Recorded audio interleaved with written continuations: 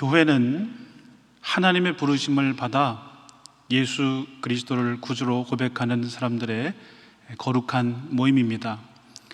교회를 정의하는 방식은 다양하지만 핵심은 예수 그리스도를 믿고 구원을 받은 사람들의 모임입니다.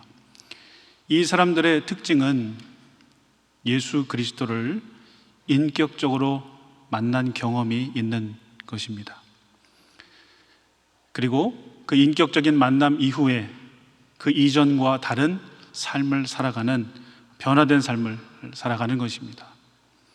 그 변화는 사람마다 다를 수가 있습니다. 모양이 조금 다르고 시간도 다를 수 있지만 분명한 사실은 반드시 변화된 삶을 살아간다는 것이죠. 이 변화는 교회의 기능과도 관련이 되어 있습니다. 하나님께서 백성들을 구원하시고 교회를 세우시고 그 교회의 기능을 부여하시는데 그 교회의 기능은 예배와 전도와 교육과 봉사입니다.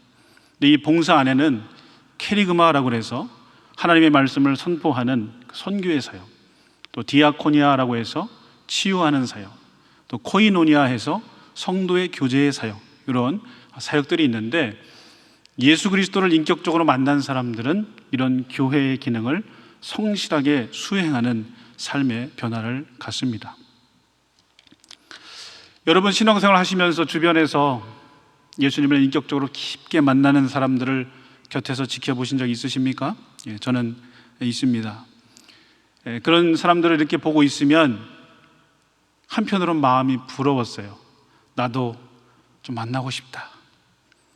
누군가 유명인을 만나고 오면은 좀 부럽지 않습니까? 하나님을 만나고 있는데, 인격적으로 만나고 있는데 나도 하나님을 좀 만나고 싶다. 예수님을 만나고 싶다. 그러한 만남을 갖는 사람들을 보면은 처음에는 그 사람에게 집중을 합니다. 왜냐하면 삶이 변하기 때문에 집중이 돼요. 그렇지만 그 사람은 그 보는 사람들을 하나님께 인도합니다. 왜냐하면 왜 그렇게 변했습니까? 왜 그렇게 변화가 일어납니까? 그분들의 대답은 한결같지요. 제가 예수님을 만났습니다. 예수님이 지금 나를 만나 주십니다. 예수님이 나를 사랑해 주셨습니다. 지금 예수님을 제가 만나고 있습니다. 이러한 인격적인 만남을 가진 사람들은 이제 성장합니다. 오늘 본문의 말씀을 제가 인용을 하면 이런 사람들은 말씀을 의지하고 하나님을 사랑하고 말씀의 교훈을 받아 하나님의 뜻을 알고 또 지극히 선한 것을 분간해내고 맹인을 인도하며 어둠에 있는 자들에게 빛을 비추어주고 말씀에 있는 지식과 진리의 모본이 되고 또 어린아이들의 선생이 되고 어리석은 자를 가르치는 그러한 삶의 변화를 일으키면서 하나님께 영광을 올려드리는 삶을 살아갑니다. 이러한 변화들이 예수님을 인격적으로 만남으로 인해서 자연스럽게 흘러가면 너무나 좋고 하나님께 영광이 되지만 우리 사람들이 그렇게 변하는 모습이 좋은 줄 알고 그것을 내가 좀 만들어 보겠다, 나의 힘으로 좀 그렇게 변화된 삶을 살아보겠다라고 인간 측에서 출발해서 나아가기 시작하면 하나님의 이름이 세상에서 모독을 받게 하는 그러한 결과를 낳습니다. 여러분 오늘 본문 20절을 한번 보시죠. 본문 20절에 보시면 스스로 믿으니 거기다 별표를 좀 치십시오. 스스로. 그리고 거기다 유의 나는 그렇게 하지 않으리라, 저 좀 도와주세요, 좀 이렇게 좀 쓰십시오. 절대로 우리가 가서는 안 되는 길입니다. 우리 기독교는 스스로 믿는 종교가 아닙니다. 꼭 신앙이 아니더라도 스스로 믿는 사람 우리가 볼 수가 있죠. 저는 예전에 이제 음악하는 친구들 많이 보면 100이면 거의 99명은 본인이 잘하는 줄 알아요. 저도 그랬어요. 피아노를 치면 나는 잘 치는 줄 알아요. 지휘를 하면 제가 지휘를 잘하는 줄 알아요. 떨어져도 잘하는 줄 알아요. 희한해요. 내가 저 사람보다 이 부분은 더 잘하지 않나. 근데 정말로 잘하는 사람들을 못 만나가지고 그렇게 스스로 알고 있으면 문제가 안 되는데, 잘하는 사람을 만났는데도, 나보다 훨씬 잘하는데도 내가 더 낫지 않나 이렇게 생각하시는 분들은 이건 어떻게 고칠 수가 없죠. 예전에 20대 후반에 어떤 한 남자분이 제가 유학하던 곳에 왔습니다. 근데 그분이 교회로 인도함을 받고 왔는데 소개가 어떻게 되냐면 제가 베토벤 콩쿠르에서 1등하기 위해서 오셨다는 거예요. 그래서 한 번만 좀 같이 봐달라고 해서 가서 봤는데 저는 기대를 많이 했습니다. 음악 전공자가 아니고 일반 그냥 인문학을 공부하신 분인데 피아노로 베토벤 콩쿠르에 입상하기 위해서 오셨다고 그러니까, 근데 치는 걸 보니까 예술 중학교도 못 들어갈 정도의 실력을 이렇게 하시는데 그 폼이나 이런 거는 대가처럼 이렇게 하시고 머리도 이렇게 기르고 이렇게 하는 거 있지 않습니까? 음악 하시는 분들 그런 거 있죠. 네. 근데 그런 분에게 제가 뭐라고 얘기합니까? 스스로 믿고 있는데, 잘한다고 믿고 있는데 제가 뭐라고 얘기합니까? 근데 신앙생활에도 이런 부분이 분명히 있습니다. 열심히 연습하면 겸손해져요.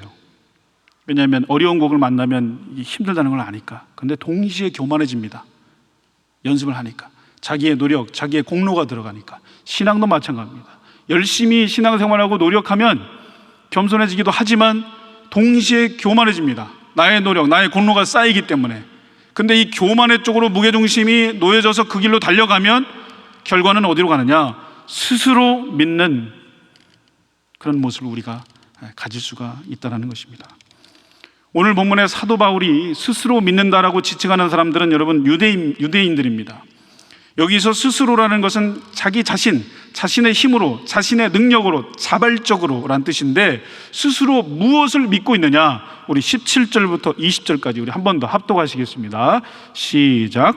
유대인이라 불리는 내가 율법을 의지하며 하나님을 자랑하며 율법의 교훈을 받아 하나님의 뜻을 알고 지극히 선한 것을 분간하며 맹인의 길을 인도하는 자요 어둠에 있는 자의 빛이요 율법에 있는 지식과 진리의 모본을 가진 자로서 어리석은 자의 교사요 어린아이의 선생이라고 스스로 믿으니.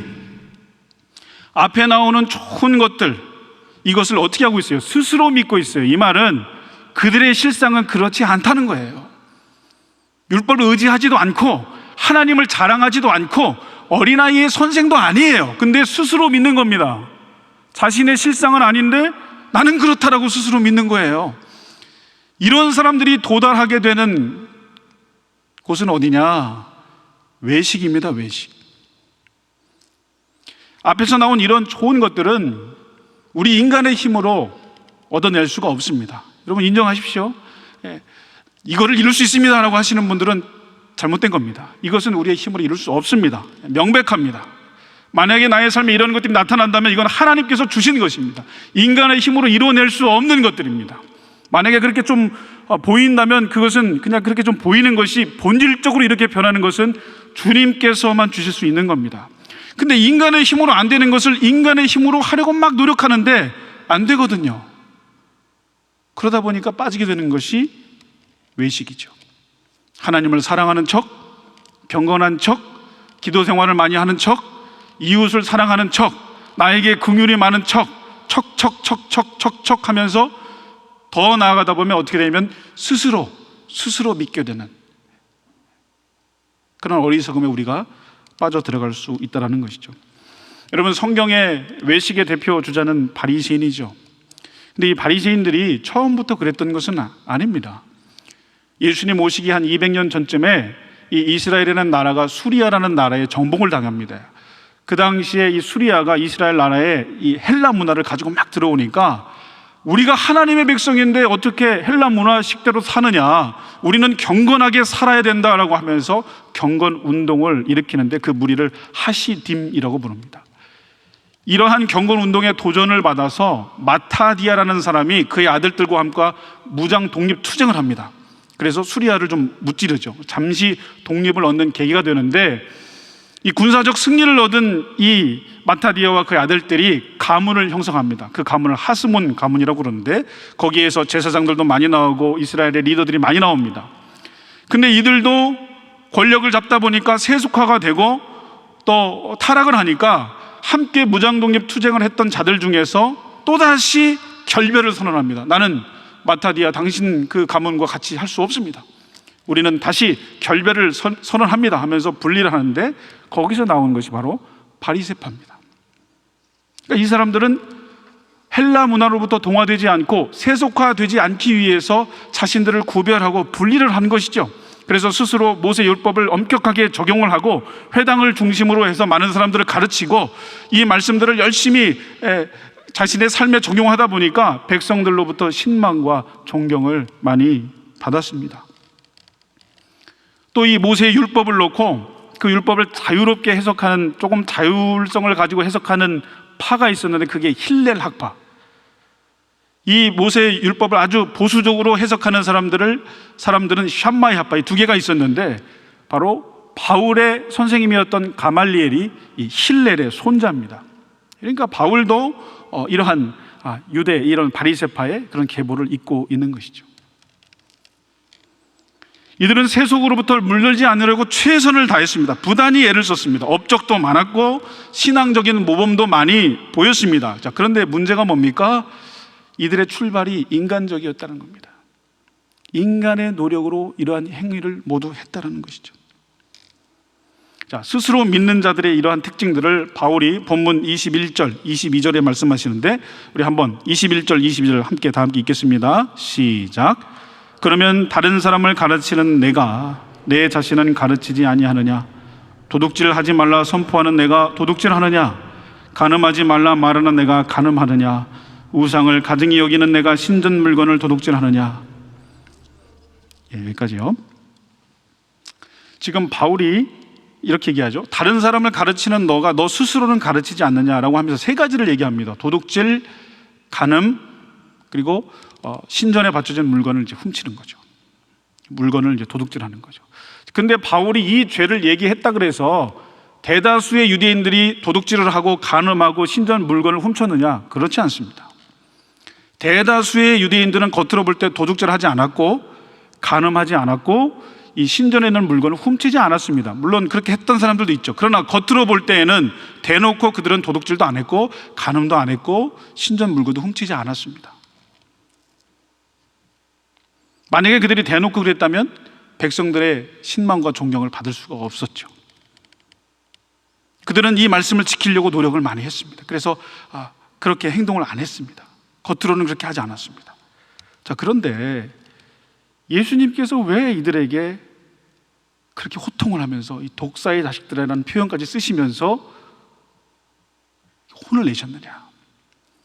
예수님께서 말씀하시는 것은 스스로 믿으니입니다. 스스로. 너희가 겉으로는 도둑질하지 않는 것 같지만 너의 마음은 도둑질로 가득 차지 않았느냐? 너희들이 지금 간음하지 않지만 너희들의 마음은 간음으로 가득 차지 않느냐? 너희들이 우상숭배하지 않지만 너희들의 마음은 우상숭배로 가득 차지 않느냐? 그 말씀을 하시는 거죠. 겉으로는 아무리 신실하게 보이고 경건하게 신앙생활을 한다고 해도 예수님이 보시기에는 차라리 나에게 잘못이 있다라고 말하는 세리와 창기보다 의롭지 않다라고 말씀하시는 예수님. 무엇을 말씀하십니까? 출발이 어디냐는 거죠. 출발이. 세리와 창기는 자신이 죄인인 줄 알고 예수님을 붙들지만 이들은 자신의 노력으로 신앙생활을 하기에 예수님을 붙들고 있지 않는 거죠. 인간의 노력으로 말씀을 지키는 자들의 특징이 어떻게 나타나냐면 정해져 있습니다. 그들에게 나타나는 삶의 열매는 권위주의입니다. 그리고 특권의식이죠. 권위주의와 특권의식. 누가복음 18장 11절에 이렇게 기록이 되어 있습니다. 바리새인은 서서 따로 기도하여 이르되 하나님이여 나는 다른 사람들 곧 토색, 불의, 간음하는 자들과 같지 아니하고 이 세리와도 같지 아니함을 뭐한다 그래요? 감사하나이다 라고 기도를 합니다. 저는 신앙심이 그렇게 있지 않을 때도 이 구절을 읽으면 강단에서 이런 말씀 죄송하지만 정말 재수가 없었습니다. 어떻게 이런 기도를 할 수가 있는가? 그 옆에 있던 세리는 하늘을 우러러보지도 못하고 하나님 나를 좀 불쌍히 여겨주세요 라고 했죠. 나는 죄인입니다. 예수님의 평가는 세리를 의롭다라고 평가를 하시는 거죠. 출발이 어디 있느냐? 스스로 믿느냐? 아니면 주님을 통하여 믿느냐. 이게 중요합니다. 여러분, 우리는 교회 안에서 다양한 신앙생활의 모습을 찾아볼 수가 있습니다. 크게는 모태신앙, 그리고 모태신앙이 아닌 분들. 근데 모태신앙에도 종류가 많이 있죠. 좋은 부모님, 신앙의 부모님을 만나서 이렇게 성실하게 신앙생활을 하신 분들도 있고, 교회만 왔다 갔다 하신 분들도 있고, 또 떠났다가 다시 오신 분들도 있고.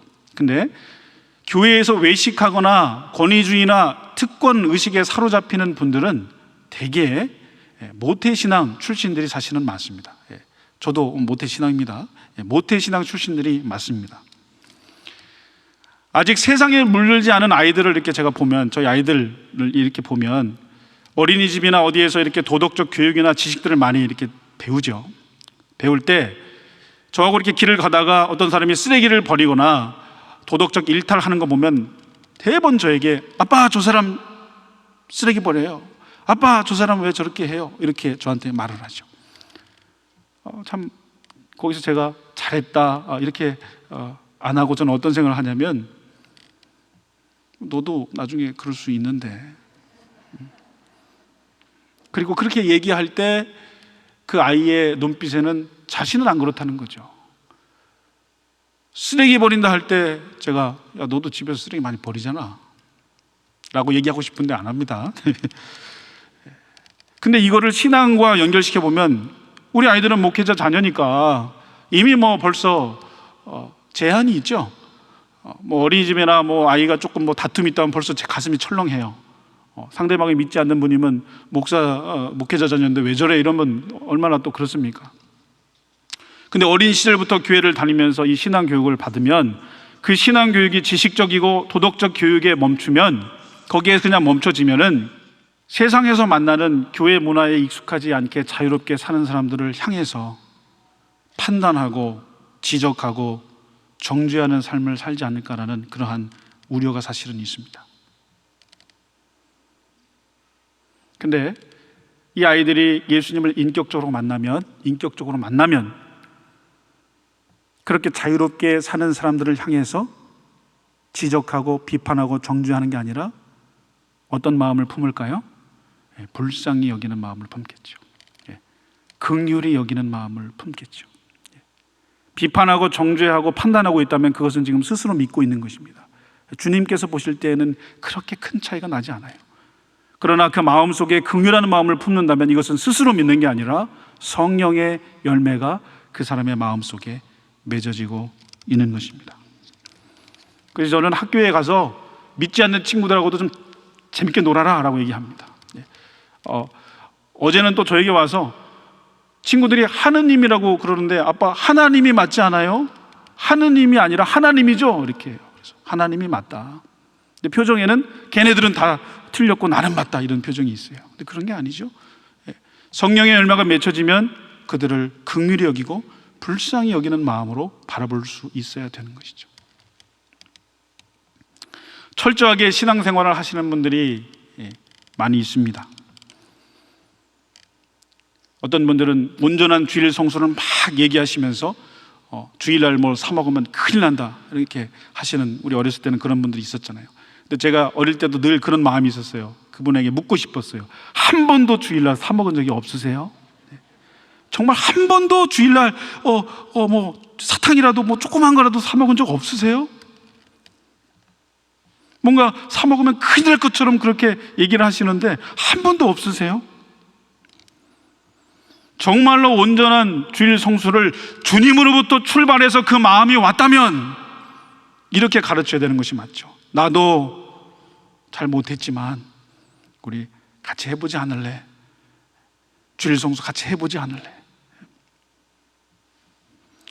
또 반대로 어떤 분들은 주님 안에서 자유로워야 된다고 말씀하시는 분들이 있어요. 꼭 그 율법적인 신앙생활이 아니라 자유롭게 하자, 철저한 신앙생활을 반대하시는 분들이 있습니다. 그리고 그렇게 주장하시는 분들도 있는데, 그런 분들에게도 제가 묻고 싶습니다. 그게 정말 주님께로부터 온 것인지 아니면 자기 자신의 편의를 위해서 그렇게 주장하는 것인지. 철저한 신앙생활이든 자유로운 신앙생활을 추구하든 자신이 형성한 자신의 경험을 바탕으로 어떤 신학적 논리를 가지고 살아갈 때 이것은 모두 외식, 위선적인 신앙생활이 될 수가 있습니다. 이러한 모든 것들은 다 어디에서 출발하냐면 인간적인 것에서 출발합니다. 그러한 신앙생활은 하나님의 이름이 이방인들에게 모독을 받게 하는 것입니다. 자, 그러면 여러분, 외식, 이런 위선적인 신앙생활로부터 벗어날 수 있는 길은 무엇입니까? 예수님 앞에 솔직하게 나가는 겁니다. 예수님 앞에 정직하게 나가는 겁니다. 예수님 앞에 좀 벌거벗는 겁니다. 물론 교회 생활 안에서, 교회 생활할 때 성도들과 할 때는 어느 정도의 외식은 필요하죠. 외식 없이 한다고 이렇게 자기 마음대로 할 게 아니라 어느 정도의 격식은 필요합니다. 그런 건 우리가 하되, 주님 앞에서는 어떻게 해야 됩니까? 정직하게, 솔직하게 나의 마음을 다 드리는 것입니다. 어떤 한 유명한 목사님께서 설교 때 이런 설교를 하신 걸 제가 들었습니다. 10계명이 있는데 우리 목회자들은 10계명 다 지켜야 되는데 한 가지 더 중요한 계명이 있습니다. 한 가지 더 플러스 되는 계명이 있습니다. 그것은 뭐냐면 들키지 마라. 성도들에게 들키지 마라. 자, 이것은 뭘 얘기하는 겁니까? 외식을 경계하는 거죠. 외식. 우리가 예수님 안에 진정으로 솔직하게 주님 앞에 나아가면 주님께서 받아주십니다. 주님께서 받아주세요. 요한복음 15장 14절에 내 안에 거하라 나도 너희 안에 거하리라. 가지가 포도나무에 붙어있지 아니하면 스스로 열매를 맺을 수 없음같이 너희도 내 안에 있지 아니하면 그러하리라 라고 말씀하시죠. 앞에서 말씀드린 이러한 율법을 의지하고 하나님을 자랑하고 지극히 선한 것을 분간하는 말씀의 교훈을 받아서 하나님의 뜻을 아는 이런 좋은 것들은 우리가 주님 안에 붙어 있어야, 예수님 안에 붙어 있어야 열매로 맺어지고 우리의 삶이 그렇게 이어져 가는 것이죠. 근데 그것을 주님 앞에 우리가 붙어 있지 않고 내 스스로 내 경험으로 신앙생활을 하려면 할수록 우리는 스스로 믿고 다른 사람 앞에 권위주의와 특권의식에 사로잡혀 하나님의 이름을 땅에 떨어뜨리는 그러한 신앙생활을 하게 되는 것입니다. 여러분, 자기 자신을 한번 돌아보십시오. 하나님 앞에 여러분 솔직하십니까? 하나님 앞에 예배드리러 지금 나오셨는데 지금 여러분들의 마음을 솔직하게 주님 앞에 올려드립니까? 정직한 마음으로 여러분 나오십니까? 제가 청년 시절에 아주 뜨거웠던 교회예요. 제가 받았던 그 은혜를 받았던 교회가 아주 뜨거웠습니다. 금요 집회에 담임 목사님께서 이제 특별히 이제 안수 기도를 해주시는 그런 시간들이 있었는데 교회에서 매우 중요한 역할을 하는 권사님이셨어요. 그분은 그 지역에서도 다 알고 교회에서도 얼마나 열심히 신앙생활을 하시는지 몰라요. 근데 그분이 앞에 나와서 뭐라고 얘기하시냐면, 목사님, 제가 이제 그때 전도사였으니까 옆에서 이렇게 보고 있는데 머리로는 너무나 잘 알겠는데 가슴으로 이게 내려오질 않습니다. 신앙생활을 내 힘으로 막 하는데 즐거움이 없습니다. 이거 좀 어떻게 해야 합니까? 근데 저는 그 권사님의 모습을 보면서, 어떤 분들은 뭐 이렇게 생각할 수도 있죠. 무슨 죄악이 있는 거 아니냐, 뭘 잘못하지 않았느냐, 이렇게 판단하시고 하시는 분들은 스스로 믿는 분들이에요. 그러한 분들을 볼 때에는 얼마나 정직합니까? 얼마나 사랑스럽습니까? 얼마나 하나님 앞에 솔직합니까? 그 하나님께서 어찌 은혜를 주시지 않겠습니까? 왜냐하면 여러분, 로마서 2장 28절 보십시오. 28절 29절입니다. 우리 28절 29절 한번 읽어보겠습니다. 시작. 무릇 표면적 유대인이 유대인이 아니요 표면적 육신의 할례가 할례가 아니니라. 오직 이면적 유대인이 유대인이며 할례는 마음에 할지니 영에 있고 율법 조문에 있지 아니한 것이라. 그 칭찬이 사람에게서 아니요 다만 누구에게서? 하나님에게서니라. 하나님만이 마음에 할례를 주실 수 있다는 거예요. 그러니까 하나님 앞에 나아가는 거죠. 아무리 내가 겉으로 믿음이 좋은 것처럼 보여도, 신앙 안에 연륜이 많고 경험이 많아도 내 안에 기쁨이 없고 스스로 믿고 자꾸 비판하고 정죄하고 이런 마음이 든다면 하나님 앞에 우리가 솔직하게 나아가야 됩니다. 왜냐하면 성령의 열매는 그게 아니죠. 완전히 그 반대지요. 사랑입니다. 사랑, 긍휼히 여기는 마음, 친절한 것, 이런 것들이 성령의 열매인데, 그런 것들이 내 안에 맺혀지지 않다면 주님 앞에 나아가야 되죠. 솔직하게 나아가야 됩니다. 정직하게 나의 마음을 하나님께 기도해야 됩니다. 하나님, 나의 마음에 할례를 주소서. 이러한 모습이 있을 때 우리 충현교회 안에는 사랑의 열매, 불쌍히 여기는 열매, 또 친절히 여기는 열매를 우리가 서로 맛볼 수가 있습니다. 내 옆에 있는 사람, 여러분 죄송하지만 얼굴을 한번 보십시오. 옆에 있는 분들 얼굴 한번 보시면, 내 옆에 있는 분이 권위주의나 특권의식이나 나를 막 비판하고 정죄하는 것 같으면 어떻게 교회 생활을 합니까? 교회 생활을 못하죠. 근데 내 옆에 있는 분이 내가 좀 부족해도, 연약해도, 예배 시간에 이렇게 조금 졸고 있어도 얼마나 피곤했냐라고 한번 안아주시면서 우리 다음 주에는 졸지 말고 잘 합시다. 조금 순모임 잘 참석하지 못해도 왜 안 했냐고가 아니라 왜 무슨 일이 있었어요. 순모임 하면 얼마나 좋은데요. 우리 같이 순모임 합시다. 다음 주에는 우리 좀 그렇게 합시다 라고 우리가 그렇게 내 안에 그런 열매들이 맺혀가면 여러분 그것은 하나님께로부터 출발된 성숙, 성화, 성장입니다. 분명합니다. 비판, 정죄, 책망은 스스로 믿는 그 결과이고, 그 반대 성령의 열매는 주님께서 우리에게 주시는 열매고 예수님께 붙어 있는 것이고 솔직한 겁니다. 여러분 다짐하십시오. 속으로 한번 다짐하십시오. 주님 앞에서 솔직하겠습니다. 주님 앞에서 정직하겠습니다. 나의 가면을 다 내려놓고 정말 부끄러운 부분까지도 주님 앞에 다 내어놓고 주님 앞에 신앙생활을 하겠습니다. 주님께서 여러분들에게 큰 은혜를 주실 것입니다. 오늘 새벽 4시 반에 자고 있는데 전화가 왔어요. 따르릉. 새벽에 전화 오면 이제 교구 목사들은 이게 이제 누가 소천하셨구나. 근데 제가 이제 지난주부터 12격으로 옮겨와서 이제 새롭게 사역지를 받았는데요. 7격구에 계속 있었는데, 여러분 아시는 분 많이 있으시니까 인도네시아 선교를 아주 앞장서서 열정적으로 하셨던 그 박정혜 권사님께서 오늘 새벽에 소천하셨습니다. 그래서 담당 목사님과 함께 준비해서 한양대 병원으로 갔는데요. 누워있는 모습을 보니까 너무나 평안해 보이시고 정말 천국에서 예수님을 만난 듯한 그런 얼굴을 보면서 늘 그 장례나 돌아가시는 분을 보면 생각이 나는 거예요. 우리의 마지막은 이 모습인데, 결국에는 이 길을 가는 것인데, 이게 우리의 최종점인데, 그리고 그 순간에는 하나님을 만나는 순간인데, 우리가 하나님 앞에 외식하고 가식할 이유가 뭐가 있습니까? 하나님 앞에 의식할 게 뭐가 있습니까? 모든 것을 다 주님 앞에 내어놓으십시오. 이 자리가 내어놓는 자리가 되기를 원합니다.